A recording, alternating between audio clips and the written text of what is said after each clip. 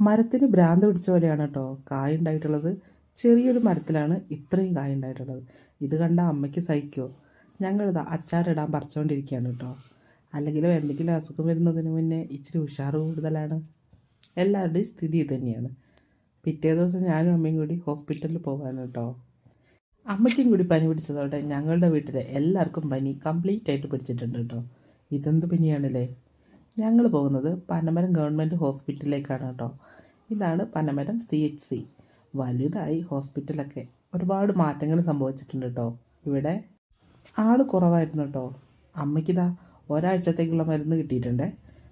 ആളുകൾക്കൊക്കെ അസുഖം കുറഞ്ഞു എന്നാണ് കേട്ടോ തോന്നുന്നത്. ഹോസ്പിറ്റലൊക്കെ ഒഴിഞ്ഞു കിടക്കുകയാണ്.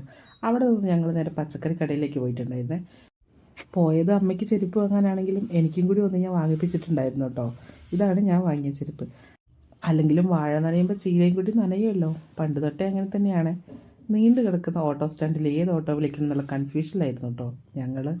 അങ്ങനെ കിട്ടിയൊരു ഓട്ടോയും വിളിച്ച് ഞങ്ങൾ വീട്ടിലേക്ക് പോവുകയാണേ.